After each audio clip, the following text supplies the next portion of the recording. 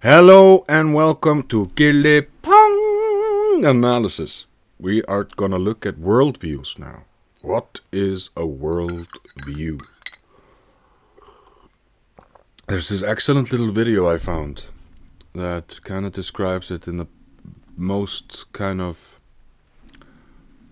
relaxed way I've seen. And I feel like when you're looking at the content I'm making, you're seeing clashing worldviews. You see the scientific worldview, you see the atheistic worldview, you see the alchemical worldview. So, like, even though I'm watching this, it doesn't mean that I am subscribing to the worldview. What do I mean by that word? If we just look at, let me see,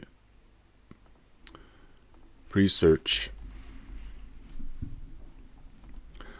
and worldview definition.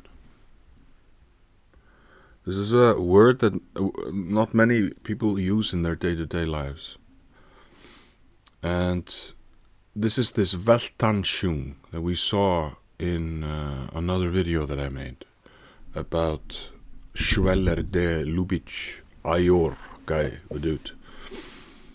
So a worldview or Weltanschauung is the fundamental cognitive orientation of an individual or society encompassing the whole of the individual's or society's knowledge, culture, and point of view.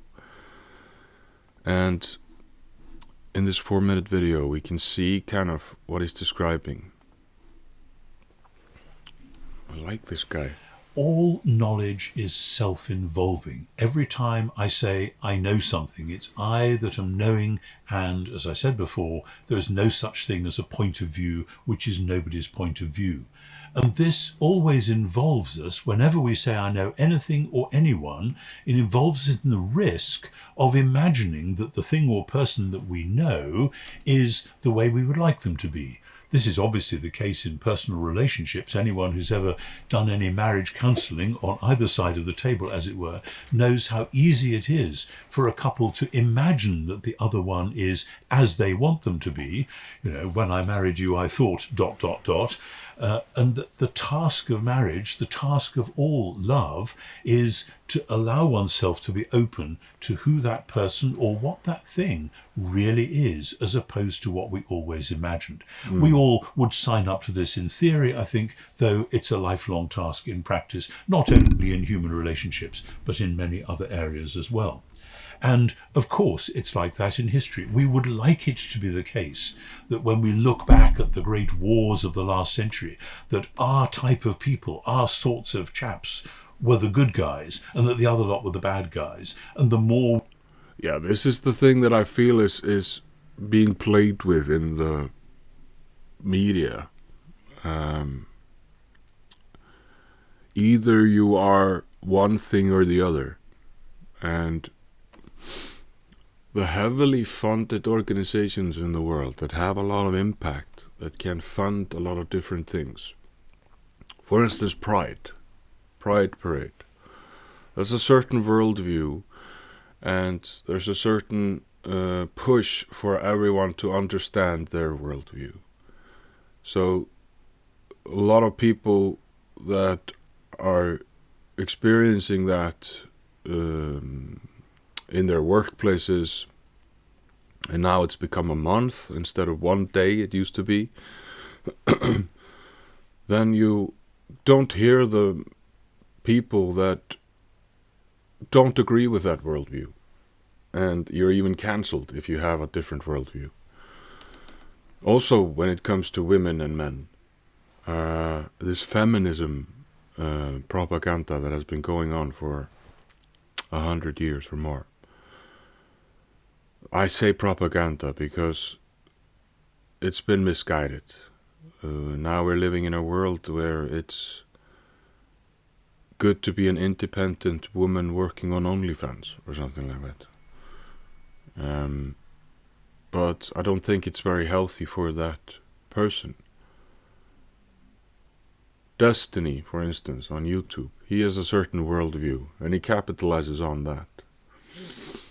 Fighting people who are conservative when he has a very liberal mindset, for instance. The more we look at history, the more we realize just how deeply ambiguous so many things were in the past. And so that there's very few people who can say, oh, well, we've always been on the right side. That would be a naive thing. If we heard someone else say it, we would say, don't be so silly, but we all fall into that trap ourselves. And that's why we need to realize where we sit and stand ourselves and approach cautiously whatever it is we're studying. For this, when it's a matter of history, we need what is called sympathetic imagination. That is, we need to become adept at thinking the thoughts of people who think differently from ourselves. This is very hard. And I think this requires a lot of intelligence, not only book smarts, emotional intelligence, creative intelligence. There are so many different ways to describe intelligence. But we have this book smarts intelligent main thing. Everybody's going to school. Everybody listens to you if you have a PhD or a master in something. But the thing is, when you go to school, your worldview is changing. And I once heard this line: if you follow the established tracks, that's not gonna lead you to anywhere new. I think that was Carlo Rovelli in Reality is Not What It Seems, the journey to quantum gravity. But I thought that was a very good line to show, like, if you're always following the established tracks, if you're always doing what other people have been doing, we're not going to find anything new. And I feel like the worldview of the skeptical scientists have been dominating us for too long. And that's just my opinion after really, really analyzing how they think, why they think the way they think, being in their camp for 10 years of my life. But now I see that worldview leads me astray, personally. So I had to kind of revitalize my own worldview, figure out how to deprogram my own dogmas with atheism, because atheists have dogmas. God delusion, Christopher Hitchens, all the works of the atheistic skeptics. Yeah. How do we do that? How do we learn to think into the minds of first century Jews? How do we learn to think into the minds of first century Romans? Well, total immersion in their literature, in their culture, in their worldview is the way to go. And this is part of what I meant by an epistemology of love, respecting that they are other than ourselves. I don't think like this, but maybe they did. I don't normally look at this bit of the world this way. Maybe they did. How do we do that? For that task, I and others have developed a model of worldview. Now, the word worldview has been used by many thinkers in different ways. This is how I see it. A worldview is not what you look at, it's what you look through. I am looking through these lenses in my spectacles. They enable me to bring certain things into focus which otherwise would be really very fuzzy. In the same way, when you walk down the street in a town with which you're familiar or in a town which you're not familiar, you are aware of certain things going on and you construe them, you put them into a grid. Here is a shop, here is a library, here is an art gallery, and you look at those in the light of what you know about the culture. And if there are objects which are puzzling, you try to figure out what is it about this culture that means that they have something like this, or It's a very good analogy he uses with the spectacles. Because I've heard Jordan Peterson talk about high resolution versus low resolution. and a low resolution way of understanding the world, you can get through life through that way. Not learning anything really, just the basics. But gaining a high resolution view of your, like, the best analogy is like your bicycle. There could be a low resolution understanding of the bicycle. It's a fairly simple thing to kind of grasp. But there are bicycle repair places where you can go and somebody fixes your bicycle. They know how to clean the chain, they know how to fix the gears, they know how to tune the bike so it's so the brakes are better.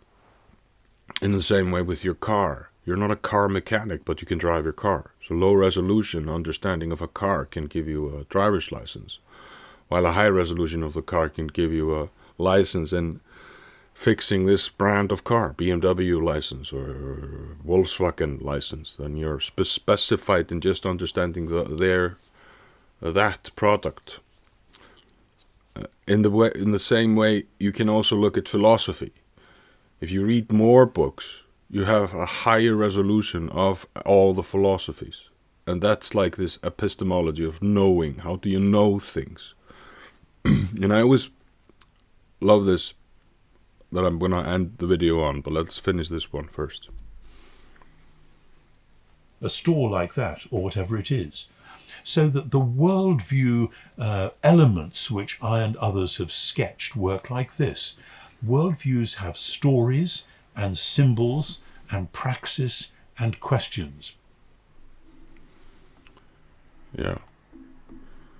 This was a very nice short video about it. But, like, my channel is basically about this.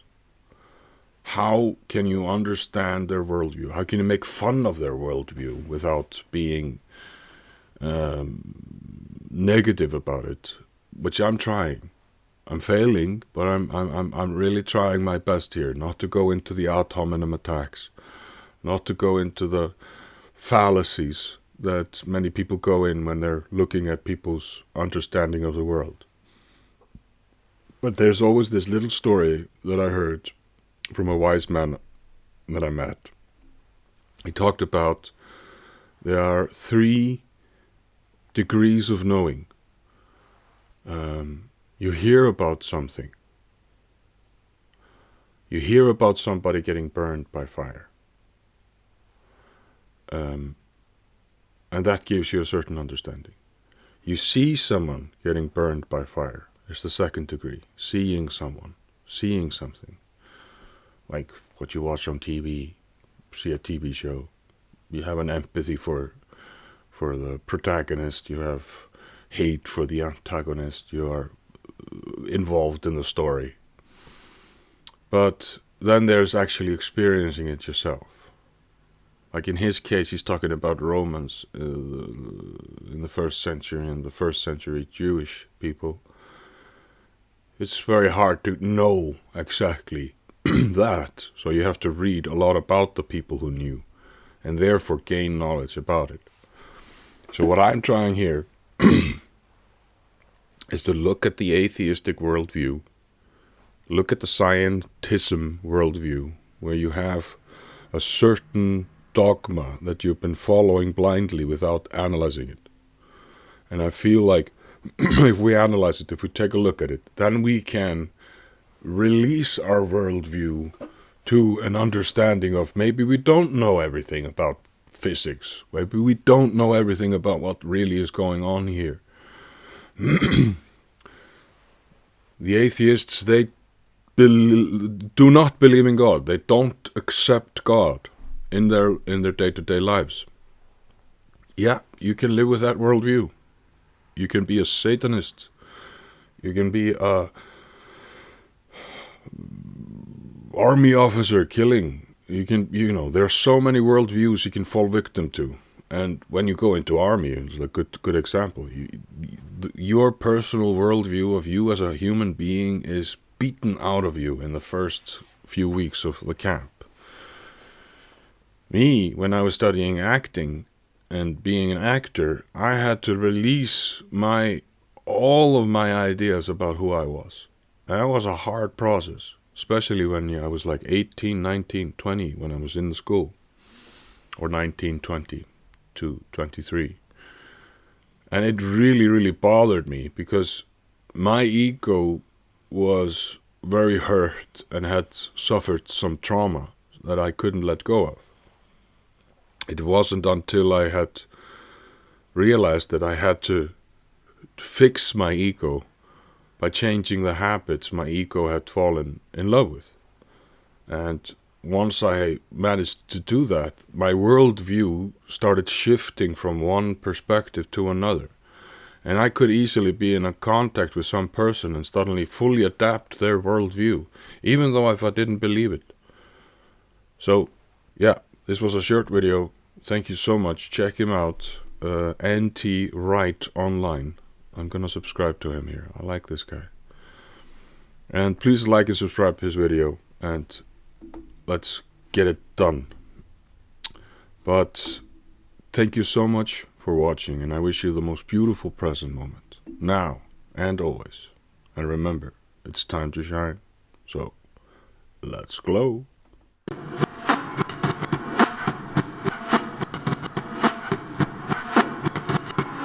Gilli Pong. Analysis.